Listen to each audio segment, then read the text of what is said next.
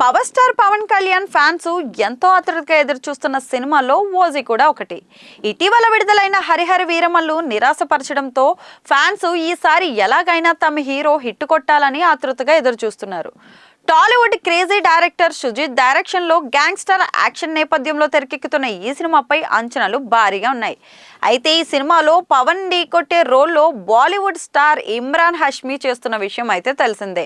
ఇక ఇమ్రాన్ ప్రెజెంట్ సల్మాన్ ఖాన్ నటిస్తున్న tiger 3లో villain గా నటిస్తున్నారు. ప్రతి నాయకుడిగా ఆయన రెండో సినిమా ఓజీ కానుండడం విశేషం. ఇక power star Pawan Kalyan Sujeeth combination లో తెరకెక్కిన చిత్రం ఓజీ. ఈ మూవీ ప్రెజెంట్ అయితే పోస్ట్ ప్రొడక్షన్ వర్క్స్ అయితే శరవేగంగా కంప్లీట్ చేసుకుంటుంది.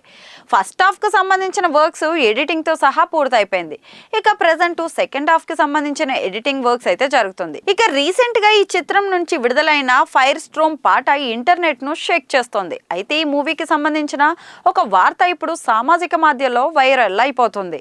ఓజీ మూవీలో పవన్ కళ్యాణ్ కు అన్నావదనలుగా కిక్ శ్యామ్, శ్రియారెడ్డి నటించారు. అయితే నిజానికి ఈ రెండు క్యారెక్టర్స్ కోసం ముందుగా మోహన్ లాల్ టబూన్ అయితే అనుకున్నారట. కానీ పవన్ సుజిత్ కి ముందుగానే ఓ విషయం చెప్పాడట. తనకున్న పొలిటికల్ కమిట్మెంట్స్ వల్ల ఎప్పుడైనా సినిమాకి బ్రేక్ పడొచ్చని, అంత పెద్ద ఆర్టిస్ట్ ను సినిమా కోసం తీసుకోవద్దని సూచించారట. ఒకవేళ బ్రేక్ పడితే మళ్ళీ డేట్స్ సర్దుబాటు కావడం ఇబ్బంది అవుతుందని అన్నాడట.